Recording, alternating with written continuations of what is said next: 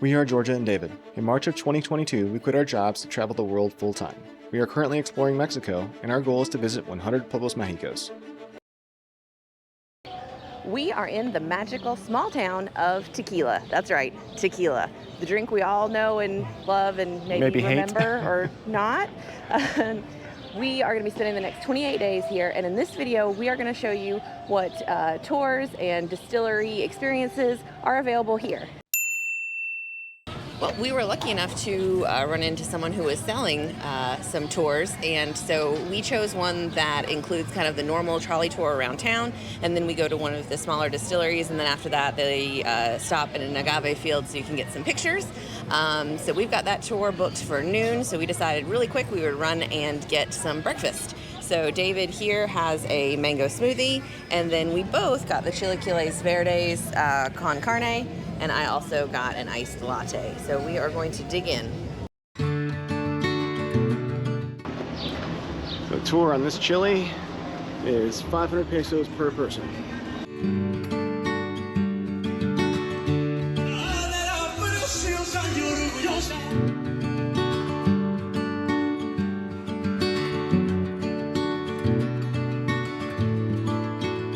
Our very first tour was at La Rienda.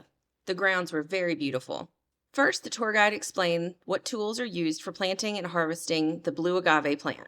We then headed to the ovens where bobcats were used to load the very heavy piñas into the autoclave ovens, which are like big pressure cookers. After cooking, the liquid is extracted from the piñas by machine and then fermented in open stainless steel tanks. The next step is distillation, where they boil the liquid in stainless steel pots to separate out the alcohol. Finally, we went down into the cellar to see where the reposado and añejo tequilas are aged. So we just finished our tour at La Rienda. It was a very good tour. It was very informational. One thing I would say is that this tour was completely in Spanish, wasn't offered at all in English, and I think that's kind of the case in tequila as a whole. We haven't seen a lot of other foreigners. It seems like it is mostly catered to national Mexican tourists. We were only able to taste the Blanco tequila here that was unaged. They wouldn't let us taste anything else, so we didn't end up buying anything.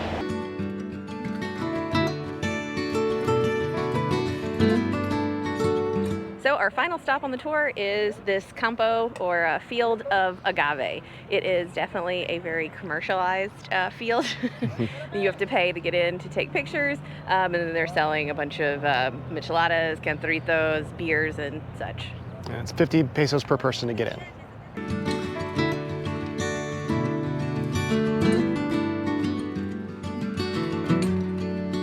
So we just stopped at a store here in the Centro. It is Tequila, La Cofradia. And they do have a distillery outside of town where they also have a hotel where you can actually stay in these like oversized tequila barrels. But here they let us try all of their tequilas. They had 4 different versions of reposado, as well as an añejo, and they were having a buy 2 get 1 free promotion. So, oops, we bought too much tequila, and maybe that should be a lesson to the first place we went to. If you let us try it, I'm a sucker and I'll buy it.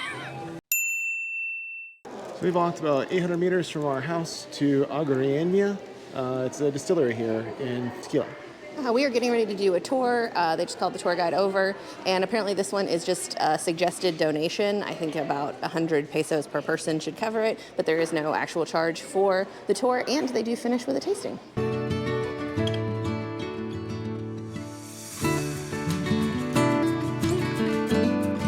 Aguirreña had a much smaller facility. The process was almost exactly the same. From autoclave ovens to machine juice extraction, open stainless steel fermentation, to distillation in stainless steel pots.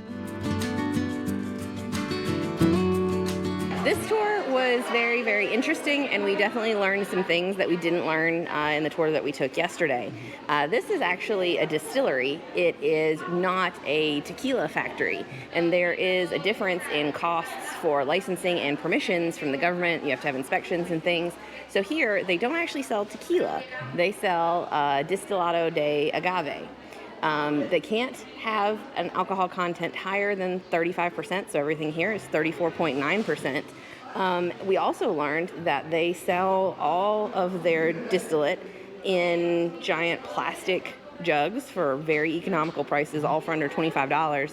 But then they also rebottle them into these very pretty glass bottles, and these all have various different prices for the exact same amount in glass, just if the bottle's fancier, the price is fancier, and they say it does well in different markets. So really interesting tour. I highly recommend stopping by here, and their distillate was quite tasty.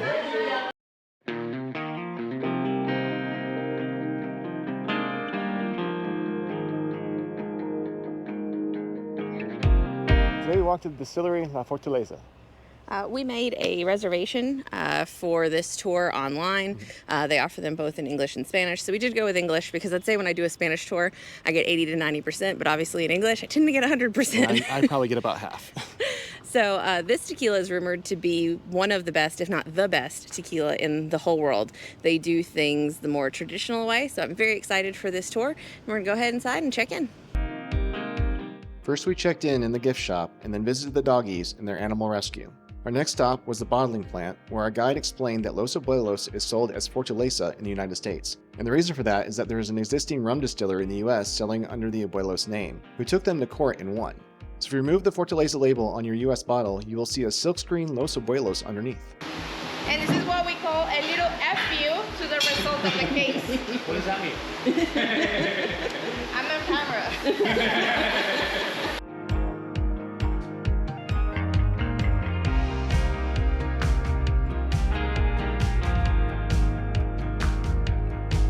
So this is where all your bottles of tequila get filled. The rinser is where we're going to wash the inside of our bottles. If you're filling it with blanco, you will use blanco to rinse the bottles. If you're filling it añejo, you will use añejo to wash the inside of the bottle. It's a manual filler, and it fills only 6 bottles at a time. This is done, so let's say they're filling in 100 bottles, they have to do 100 labels manually. Even all of the bottle toppers are made and painted by hand. One thing that we noticed about Fortaleza is their agave are much larger and riper, which makes for a better end result. Fortaleza's process is much more traditional. They cook the agave in brick ovens before extracting the juice by tahona, which is a large circular stone. They then let the juice ferment in open wooden vats, before distilling the juice in traditional copper stills. Obviously, by doing things this way, they are much less efficient, which in turn requires them to sell at a higher price point. Our next stop was the tasting cave. Because our natural case, we're going to find bats in here. They're COVID-free, right? And here's where you will have 4 tequilas. Well, with you guys, will be probably 6. This way.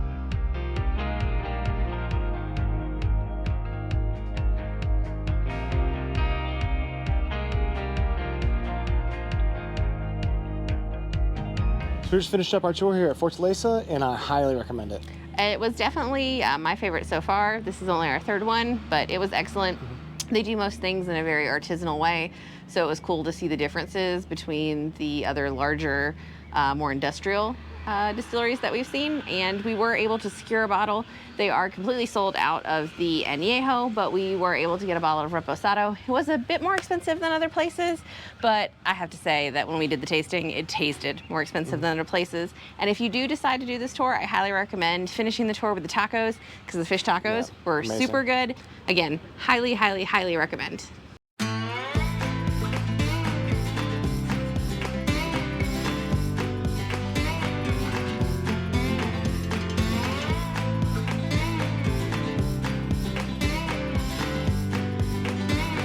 So we just finished up dinner at the restaurant Mango, that's just attached to the hotel, which Tequileño owns. The tour was fantastic. We did it in English, and it was basically a private tour. It was just the 2 of us. We did the 3 o'clock tour so we could have more of a dinner at the end. We were able to taste all of their expressions of tequila.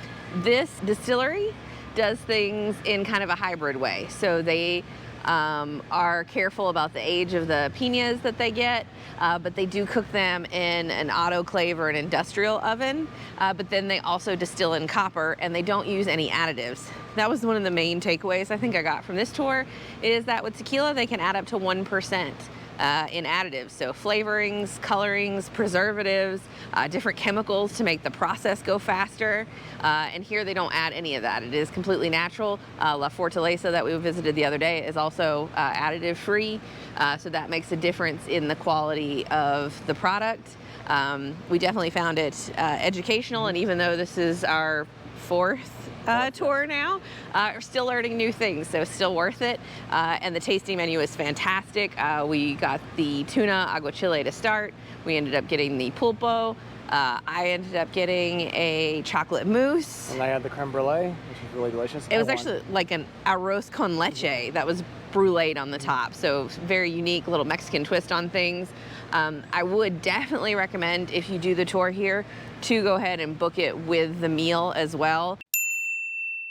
So a couple days ago, we stopped by the Orendain factory store downtown, and we booked a tour and tasting for today. It was 300 pesos per person, and we did pay for the tour in English, but so far we've been walked kind of down the street to a little gift shop, told to wait there for a little while, and then this trolley came to pick us up, and we're stopping again apparently to pick up more people.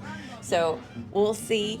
This is definitely turning out to be a little confusing. One thing I will say about the factory stores, though, they seem to have bottles of all of their expressions, and they even have mini bottles of the Blanco, the Reposado, and the Añejo. So if you just wanted to do a tasting on your own time, I think the bottles were around 100 or 120 pesos each. So for not very much money, you could just do the tasting yourself.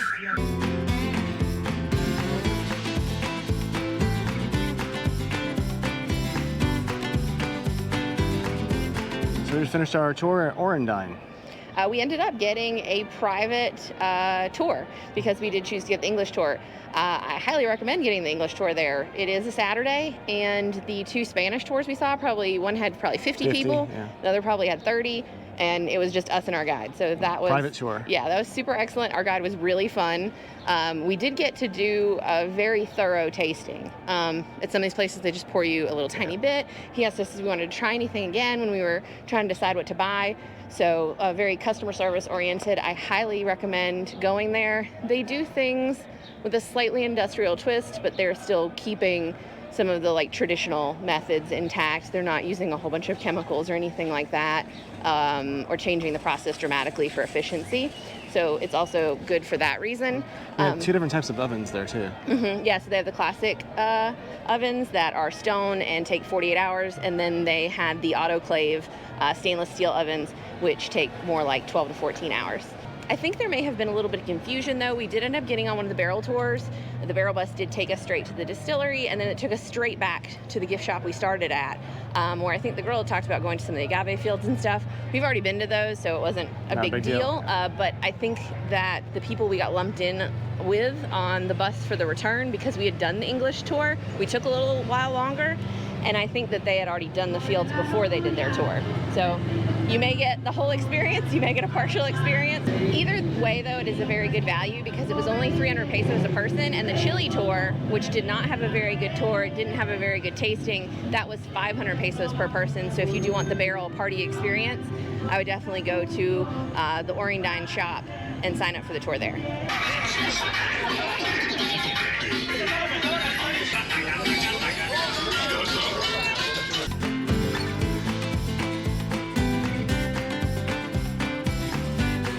So today we are in the little town of Arenal for our 1 o'clock tasting at Cascahuin. This town is about 25 minutes away from the town of Tequila. I did have to send them a WhatsApp message in order to make the appointment for the tour and tasting, and they have 3 different levels. They have just the tour, which I believe was 100 pesos. They have a tour with a basic tasting, which was 450 pesos, and then they have the tour with the deluxe tasting, where you get to taste 6 different versions of their tequila, and that one is the one we're doing, which is 650 pesos. So we did stop at this carne asada restaurant to grab some food before we taste those 6 tequilas. I heard this very loud noise coming from the back of the restaurant, and you can see there's a giant peacock. We just finished up our lunch. I would highly recommend this place, especially if you're already going to come here to do the Cascahuin tour, because the food here was awesome. Everything was perfect. The total was what, $4.10? So really good deal. And the birds were entertaining.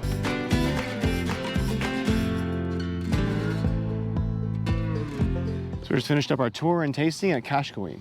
I have to say that this now is my favorite tour thus far. We did have a private tour again.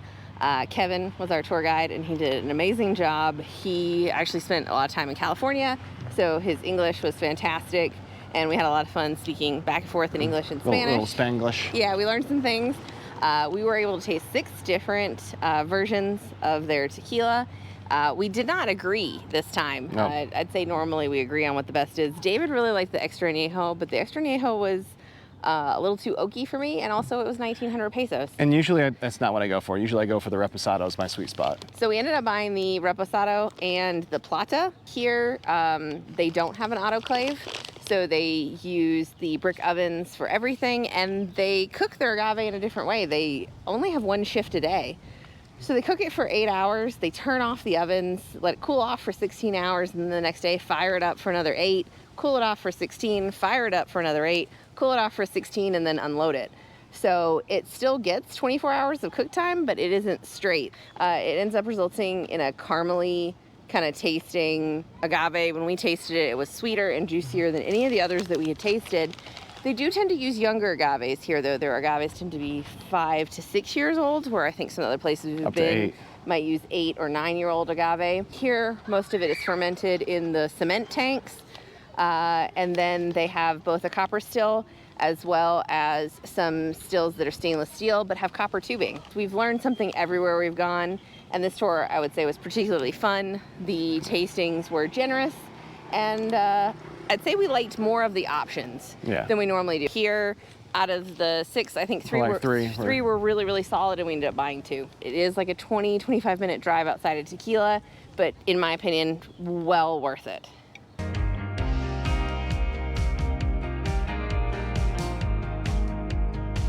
Today we've walked down to Centro because we have a tour booked with the largest distillery in tequila. Which you may have guessed is Jose Cuervo. We actually booked their most expensive experience. It includes a full tour of the distillery. You also get to, in this experience, blend your own bottle of tequila to take home, and you get a 3-course tasting menu at their restaurant. So we're getting ready to go check in, and we'll let you know if it's worth it.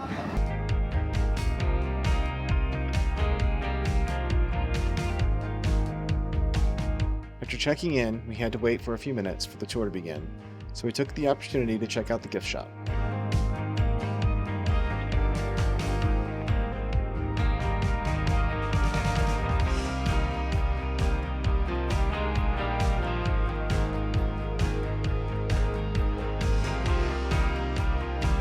If it's a rusted tequila, they're going to give it a light charring. If it's an aged tequila, they're going to give it a medium charring. And if it's an extra aged tequila, they're going to give it a deep charring.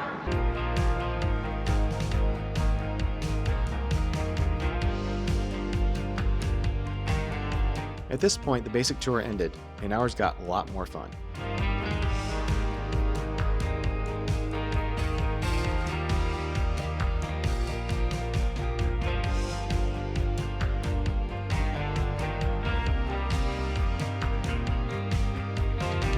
We just finished up our tour and lunch at Jose Cuervo. I actually would recommend this to be your first tour here in Tequila. They do it on a more high level. I will say, if you do the bottom level tours, they kind of kick you out pretty quick, before you do the tasting that we did. But if you do the tasting that we did, you get to taste the tequila with the agave. You get to taste it with lime, with salt, with sugar, with coconut, with and coffee. You get to mix your own. So we got our own liter tequilas. Yeah, so we each made our own blend, which was very fun. And so David's blend is different from my blend. It was a very cool experience. And the meal that we had at the restaurant here was super delicious. It was expertly paired.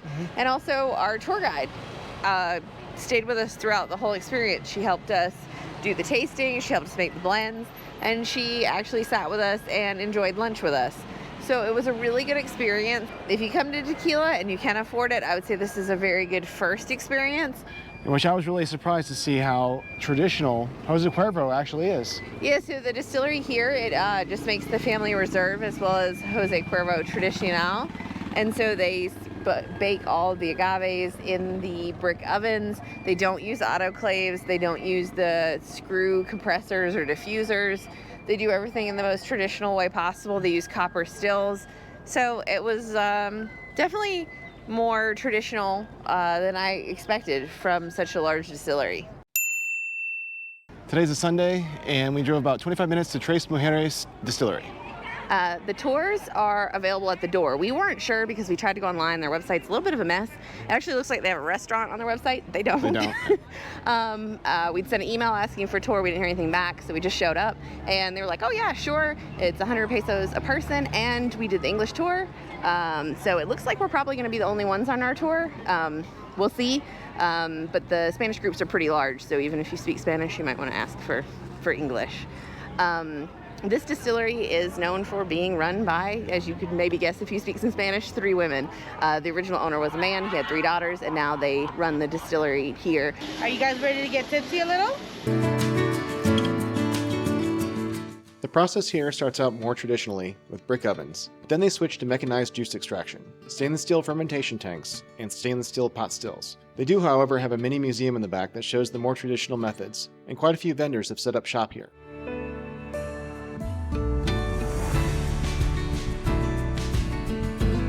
Finally, we headed down to their famous aging caves.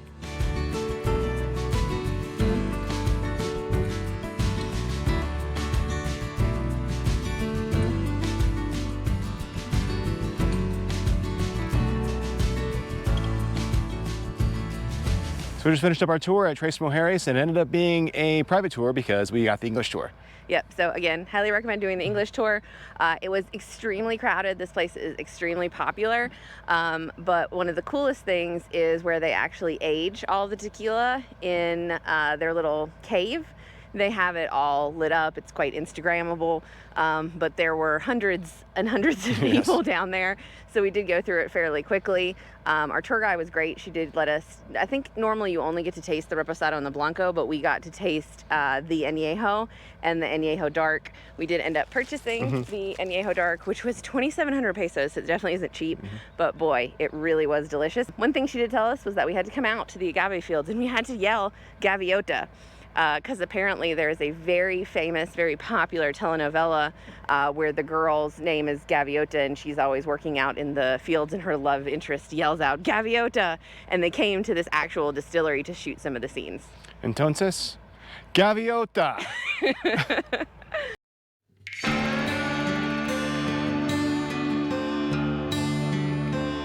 So today we drove about 10 minutes from our Airbnb to the distillery of Atanasio. This distillery is also listed in the top 10 tequila distilleries worldwide with Fortaleza, Cascahuin, and also Tequileño.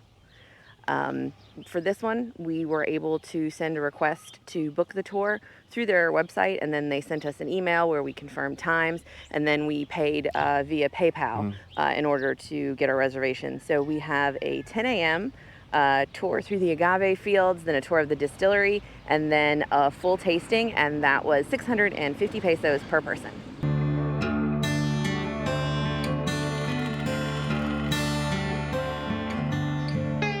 The agaves don't need to be watered at all. Rainy season is all the water they need throughout the year. He also explained that all the agaves are planted at the same time, even though there are huge size differences. Special drink. Oh. Some cantaritos for you. Because it's 12 o'clock somewhere.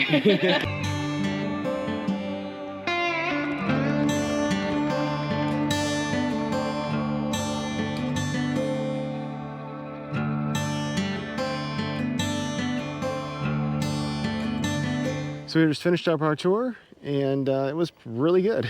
Yeah, so we did the English tour. We were the only ones here, but I think even if you did the Spanish tour, you would still get a private tour because we were the only ones here. This is a very small operation.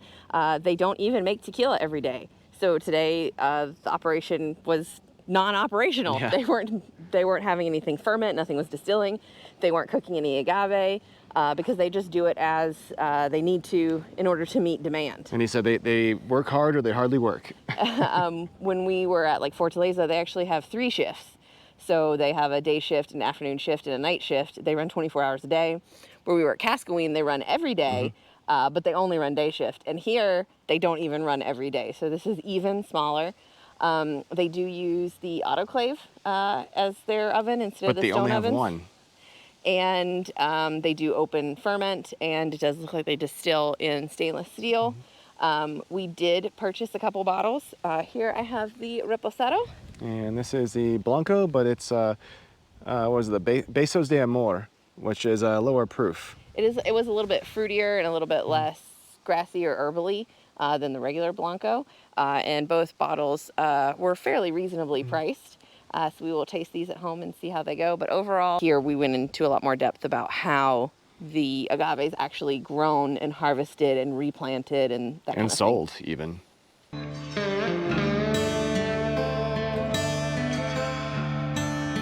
Today we're at Casa Sauza for the Tres Generaciones tour, which is their most expensive tour. It is 1,400 pesos per person. It includes a tour of the distillery. It includes a professional tasting.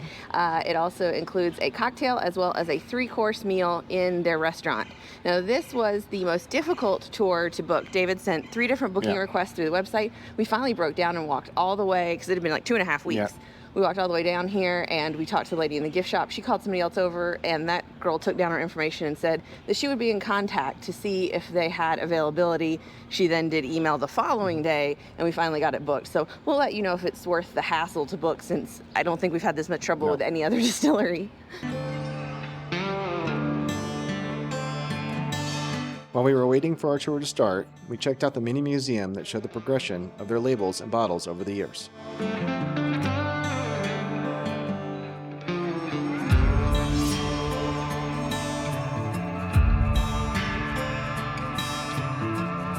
To start our tour, we got on a trolley with a couple of other groups. Our first stop was an agave field where they showed us different types of agave as well as how the agave are planted. Our favorite part was when the humidor harvested the piña right in front of us, slicing off all the leaves with the koa, the super sharp tool that humidors use.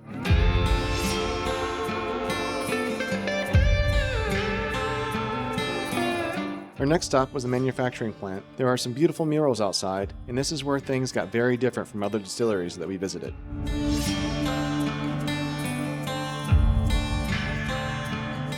We put on hairnets and hard hats before entering the giant room where the harvested piñas that still have quite a bit of green leaves attached to them are macerated, water is added, and the whole soup is boiled so the juice can be extracted. The machine that is used in this process is called a diffuser. Chemicals are added to assist in this process.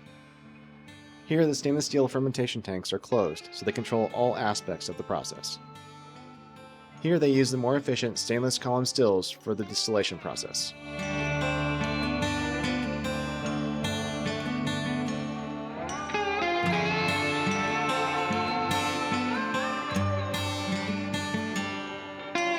We just finished up our tour at Casa Sauza. It was really good. It was super different, though. This was absolutely a very efficient and industrialized process. Sauza was purchased in 2014 by Beam Suntory. So there is a strong Japanese influence, and our tour guide told us that a lot of stuff in the process changed when they took over because they are all about efficiency. So I do think on some level, perhaps the quality declined. We were given a taste of the cooked liquid that resulted after the diffuser process. It tasted quite different. Very, very different than the cooked agave tastes. And then they take some other, I don't know if we want to call them like shortcuts along the way to speed up the process. The bottling facility was really cool. Yeah. We weren't able to record in there, but absolutely everything was automated, from washing the bottles to pouring to corking to labeling to putting in boxes and to turning those boxes into pallets. All of that was automated. So this was definitely the most industrial experience we've had. We did do a private tasting after, which was really nice. It was in a really pretty room, and it was just the two of us. We got to taste the 3 expressions of the Tres Generaciones tequila, which is triple distilled. So I don't know if we liked it as much because I feel like that triple distillation, it does make it much smoother, but it also does take away some of the character. The lunch was really fantastic. Our waiter was great. We really enjoyed the experience there.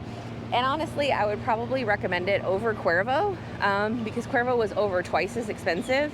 And while we did end up with bottles of tequila that we had blended, when we took them home and we tasted them, They didn't taste quite right.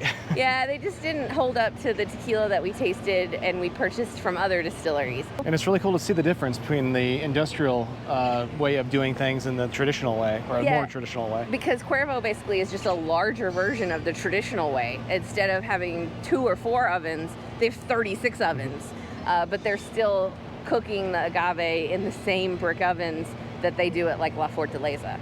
So they haven't changed the process anywhere near as much as they have here at Sauza. One more thing, as a part of that tour, we did get a gift, and they did not specify what the gift was, but the gift is this cute little tumbler. It is glass, and it has the Tres Generaciones little logo in gold print on it. Thanks for watching, and as always, if you have any questions, comments, or suggestions, please leave them down below. And if you haven't already, check out last week's video where we visit Hala and Compostela.